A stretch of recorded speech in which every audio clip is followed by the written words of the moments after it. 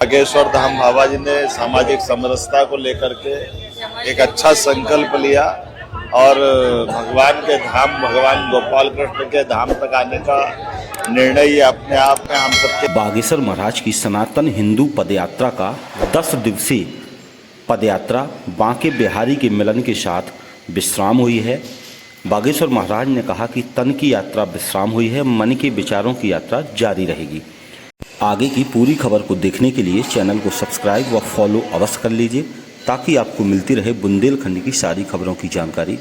दुनिया भर के हिंदुओं को एकजुट करने का संकल्प लेकर बागेश्वर धाम पीठाधीश्वर पंडित धीरेन्द्र कृष्ण शास्त्री ने 2 दिवसीय सनातन हिंदू एकता पद यात्रा निकाली थी। 7 नवंबर से दिल्ली से शुरू हुई यात्रा का रविवार 16 नवंबर बांके बिहारी के मिलन के साथ विराम हुआ। बागेश्वर महाराज ने कहा कि यह यात्रा तन से भले ही पूरी हो गई हो, लेकिन मन के विचारों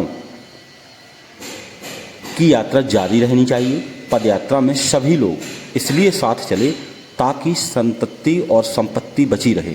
भारत में दंगा नहीं, गंगा की जय बोलें। बागेश्वर महाराज ने विशाल धर्म सभा को संबोधित करते हुए कहा कि गर्व से कहो कि हम हिंदू हैं, यह कहने की ज़रूरत नहीं पड़नी चाहिए। बच्चों को कट्टर सनातनी बनाएं। हम हिंदू हैं, हिंदुस्तान हमारा है।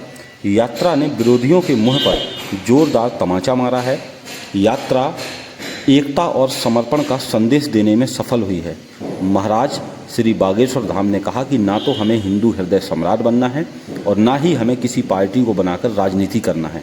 हम सिर्फ सनातन के सिपाही हैं और यही बनकर रहना है। महाराज ने कहा कि हिंदू अपना डर छोड़कर बाहर निकले, इसलिए यह यात्रा की है। सवाल यह है कि यह यात्रा शोभा यात्रा, कलश यात्रा बनकर न रह जाए। सभी लोग एकजुट बने रहेंगे तो विधर्मी हिंदुओं पर अत्याचार करने से घबराएंगे। उन्होंने कहा कि कई सैनिक छुट्टी लेकर यात्रा में शामिल हुए हैं। जब उनसे पूछा गया तो सैनिकों ने कहा कि यह यात्रा बहुत ज़रूरी है। बागेश्वर महाराज ने कहा कि अनुरुद्धाचार्य महाराज के गौरी गोपाल आश्रम की ओर से भोजन प्रसाद की व्यवस्था रही है। उन्होंने सबका आभार व्यक्त किया है। इस यात्रा में जितने लोग भी शामिल हुए हैं, बागेश्वर महाराज ने सभी का। बागेश्वर धाम बाबा जी ने सामाजिक समरसता को लेकर के एक अच्छा संकल्प लिया और भगवान के धाम, भगवान गोपाल कृष्ण के धाम तक आने का निर्णय ये अपने आप में हम ये तो ब्रज का धाम है, कृष्ण कन्हैया लाल की भूमि है। यहाँ तो कण कण में भगवान है और भगवान का देवस्थान है।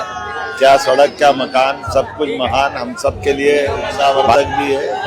मैं बाबा जी के इस संकल्प की सराहना भी करता हूँ और बाबा जी का आशीर्वाद हम सबको मिलता रहे। सामाजिक समरसता का भाव आज के समय में और ज़्यादा जरूरी है।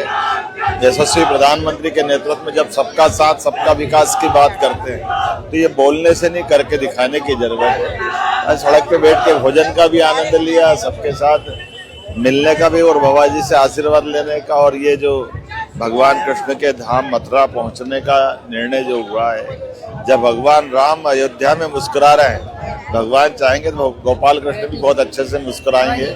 मेरी अपनी ओर से सबके प्रति सद्भावना, महाराज जी की यात्रा सफल हो, ये मध्य प्रदेश सरकार की ओर से मैं आपको बधाई भी देता हूँ। महाराज जी का यश, कीर्ति, वैभव बढ़ता रहे। भगवान की दया से आप सनातन धर्म की रक्षा के साथ सामाजिक समरसता का भी संकल्प लेके आए।